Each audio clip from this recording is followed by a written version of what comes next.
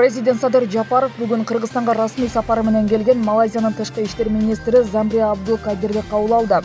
Бул тууралуу президенттин басма сөз кызматынан билдиришти. Кыргызстан менен Малайзиянын ортосундагы эки тараптуу жана көп тараптуу кызматташуунун учурдагы абалы жана келечеги тууралуу пикир алмашуу болду.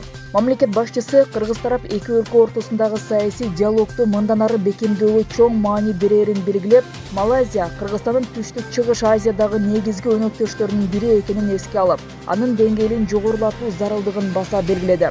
Садыр Жапаров Кыргызстан менен Малайзиянын ортосундагы соода-экономикалык кызматташтыкты арттыруу үчүн жагымдуу шарттарды түзүү боюнча биргелешип иштөөгө даярдыгын билдирип, өлкөдө түзүлгөн чет элдик инвестициялар үчүн жагымдуу шарттарды белгиледи.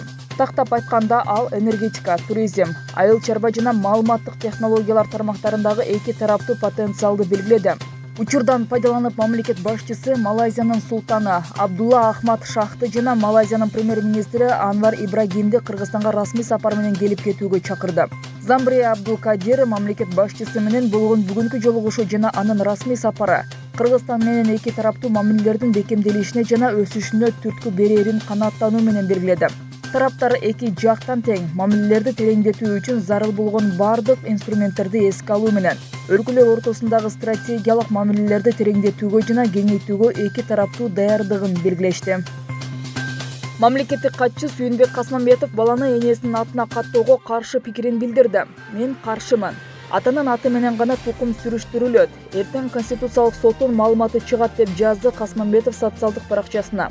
Белгилей кетсек, кечээ активист кыргызстандык Алтын Капалова Конституциялык сот балдар 16 жашка чыккандан кийин паспортуна атасынын ысымынын ордуна энесинин атын жаздырууга укуктуу деген чечим чыгарганын билдирген. Бул маселе боюнча ал көптөн бери соттошуп келе жаткан. Активисттин арызын жогорку сот органы өздөгү жылдын февралында кароо үчүн кабыл алган.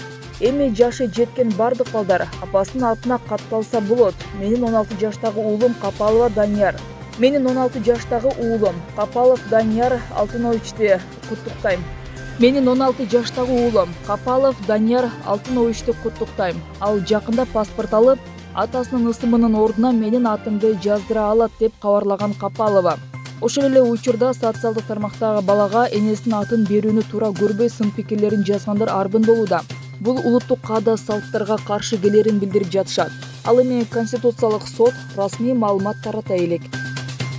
Ошто жергиликтүү тургундан опузалап акча талап кылган кылмыштуу топтун мүчөлөрү кармалды. Бул тууралуу Улуттук коопсуздук мамлекеттик комитетинин басма сөз кызматы билдирди. Маалыматка караганда 27 жаштагы жана 28 жаштагы жарандар коркутуу менен Ош облусунун Кара Суу районунун тургунунан 30 000 сом өлчөмүндө акча алып, ошондой эле ай сайын 15 000 сом өлчөмүндө акча төлөп туруусун талап кылышканын аныкталган. Жүргүзүлгөн иликтөө иш-чараларынын алкагында 29 июнда жогорудагы жарандар кармалган. Учурда кылмыштын уюштуруучусу убактылуу кармоочу жайга киргизилип, иликтөө иштери жүрүп жатат. Атайын кызмат укук коргоо органдары биргеликте уюшкан кылмыштуу топторго каршы аракеттерин улантууда. Тамак ашты келемиш аралап жүргөнү видеого түшүп калган Рахат Улукум кафеси аныкталган санитардык эреже бузууларга байланыштуу жабылды. Бул тууралуу мамлекеттик санитардык эпидемиологиялык көзөмөл департаменти Маралга билдирди. Кафе санитардык эреже бузуулар жоюлмайынча жабык болот. Калктын саламаттыгын сактоо жөнүндө мыйзамга ылайык Борбордук мамлекеттик санитардык эпидемиологиялык кызмат тамак аш азыктарынын коопсуздугун камсыздоо максатында мекемени жабууга укуктуу. 2023-2024 окуу жылына жалпы республикалык тестирлөөнүн жыйынтыгы боюнча жогорку окуу жайларга абитуриенттерди тандоо жана кабыл алуу 17 июлда башталат. Бул тууралуу Билим берүү жана Илим министрлигинен билдиришти. Сынакка катышуу үчүн абитуриенттер өтүнмөлөрдү жана документтерди абитуриент онлайн электрондук автоматташтырылган маалыматтык системасы аркылуу тапшырат. Жогорку окуу жайларга кабыл алуу 4 этапта жүргүзүлөт. Жогорку кеңештин бир катар депутаттары тарабынан демилгеленген Кыргыз Республикасынын улуттук валютасы жөнүндө мыйзам долбоору коомдук талкуу үчүн парламенттин сайтына жарыяланды. Мыйзам долбооруна ылайык улуттук банкнотторду чет өлкөлөрдө басып чыгарууга тыюу салынат. Мындан тышкары улуттук валютанын макамын күчөтүү, өлкө ичинде сооданы сом менен гана жүргүзүү, ал эми экспорт жана импорт менен алектенген экономикалык субъектилерге чет өлкөлүк валюталарды колдонууга уруксат берүү каралган. Кыргызстандын улуттук валютасы учурда Франция менен Улуу Британияда басылып чыгат. Буга чейин президент Садыр Жапаров Кыргызстан жакын арада Учкун мамлекеттик басмаканасынын базасында банкнотторду өз алдынча басып чыгара турганын билдирген. Баткен районунун Кызыл Кошун өрөөнүндө археологиялык изилдөө учурунда 1-4 кылымдарда жашаган адамдардын сөөктөрү табылды. Бул тууралуу Баткен мамлекеттик университетинен билдиришти. Маалыматка ылайык, археологиялык изилдөө жүргүзүлгөн аймакта көрүстөндөр, жеке мүрзөлөр, архитектура, турак жай, петроглифтер бар.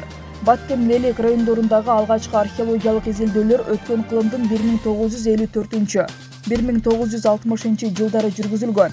Изилдөө иштерине жетекчилик кылган тарых илимдеринин кандидаты Абдинаби Кадыров билдиргендей, изилдөө учурунда табылган эстеликтер алдын ала божомолдоолор боюнча Карабулак көрүстөнүнө тектеш. Бул аймактан 150-200гө чейинки эстеликтер эсепке алынды. Анын айтымында, археологиялык изилдөө учурунда 1-4 кылымдарда жашаган адамдардын жашоо тиричилигине таандык жеке буюмдары бар. Анын айтымында, археологиялык изилдөө учурунда 1-4 кылымдарда жашаган адамдардын жашоо тиричилигине таандык жеке буюмдары табылды.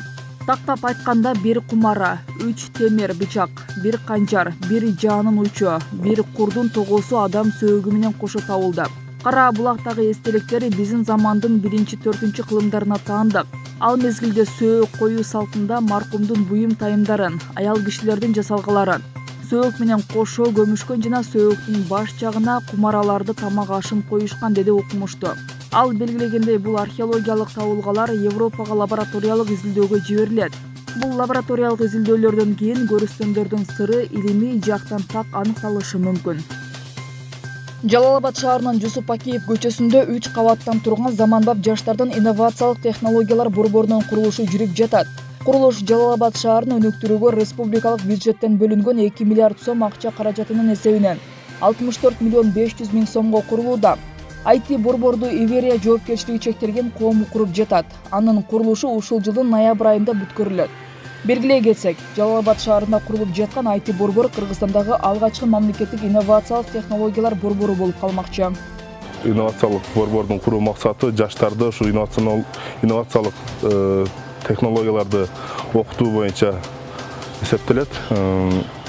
Бүгүнкү күндө ошол курулуш иштерин, котлованын казып, бетондун иштерин куруп жатышат.